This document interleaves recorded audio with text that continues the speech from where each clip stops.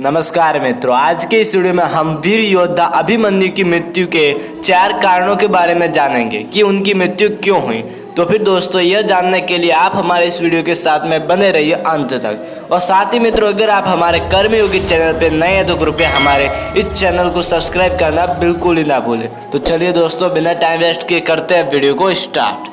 तो फिर मित्रों, सभी जानते हैं कि अभिमन्यु चक्रव्यूह में फंसकर इसलिए मारे गए थे क्योंकि उन्हें चक्रव्यूह को भेदना याद नहीं था। लेकिन इसके अलावा 4 कारण ऐसे भी थे जिसके चलते अभिमन्यु मारे गए। और पहला कारण था भगवान श्री कृष्ण की चाल। भगवान श्री कृष्ण की नीति के चलते अर्जुन के पुत्र अभिमन्यु को चक्रव्यूह भेदने का आदेश दिया गया। यह जानते हुए भी कि अभिमन्यु चक्रव्यूह को भेदना तो जानते हैं, लेकिन उससे बाहर निकलना नहीं जानते। अभिमन्यु के चक्रव्यूह में जाने के बाद उन्हें चारों ओर से घेर लिया गया। घेर कर उनकी जयद्रथ सहित 7 योद्धाओं द्वारा निर्मम हत्या कर दी गई, जो कि युद्ध के नियमों के विरुद्ध था।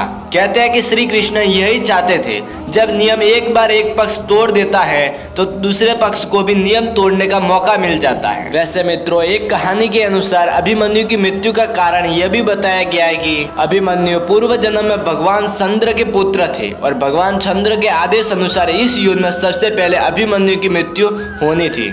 और अभिमन्यु की मृत्यु का दूसरा कारण है कि अभिमन्यु के साथ चक्रव्यूह में कोई दूसरा योद्धा नहीं था।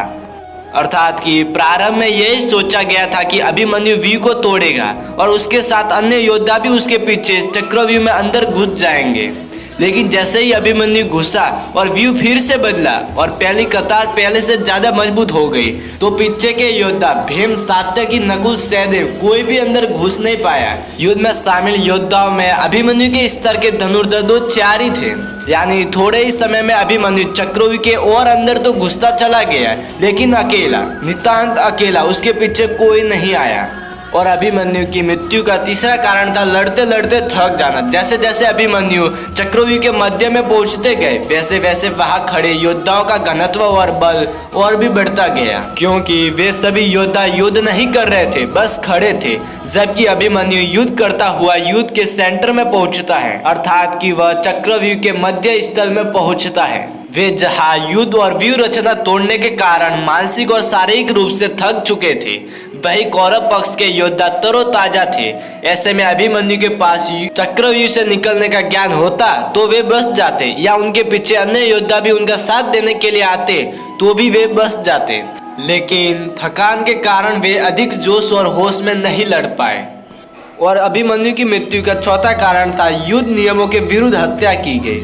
अर्जुन पुत्र अभिमन्यु चक्रव्यूह भेदने के लिए उसमें घुस गया। चक्रव्यूह में प्रवेश करने के बाद अभिमन्यु ने कुशलता पूर्वक चक्रव्यूह के 6 चरण भेद लिए। इस दौरान अभिमन्यु द्वारा दुर्योधन के पुत्र लक्ष्मण का वध किया गया। अपने पुत्र को मृत देख दुर्योधन के क्रोध की सीमा न रही।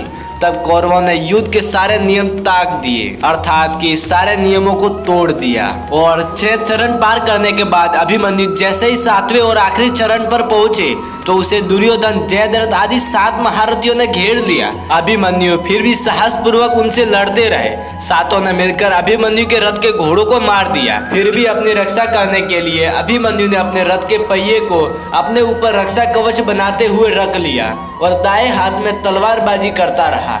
कुछ देर बाद अभिमन्यु की तलवार टूट गई और रथ का पहिया भी चकनाचूर हो गया। अब अभिमन्यु निहत्था था। युद्ध के नियमों के तहत निहत्थे पर वार नहीं करना था, किंतु तभी जयद्रथ ने पीछे से निहत्थे अभिमन्यु पर जोरदार तलवार का प्रहार किया। इसके बाद एक के बाद एक 7 योद्धाओं ने उस पर वार कर दिए। अभिमन्यु वहां वीर गति को प्राप्त हो गए। अभिमन्यु की मृत्यु का समाचार जब अर्जुन को मिला तो वे बेहद क्रोधित हो उठे और अपने पुत्र की मृत्यु के लिए शत्रुओं का सर्वनाश करने का फैसला किया। सबसे पहले उन्होंने कल की संध्या का सूर्य ढलने के पूर्व जयद्रथ को मारने की शपथ ली। तो फिर मित्रों, ये थे अभिमन्यु की मृत्यु के 4 कारण। और अगर आपने हमारे इस वीडियो को पूरा देखा है तो कृपया हमारे इस वीडियो में कमेंट जरूर करें। साथ ही हमारे इस वीडियो को लाइक, कमेंट, शेयर एंड हमारे कर्मयोगी चैनल को सब्सक्राइब करना बिल्कुल ही ना भूलें। तो फिर ठीक है दोस्तों, आज के लिए इतना ही। फिर मिलते हैं अगले वीडियो के साथ में।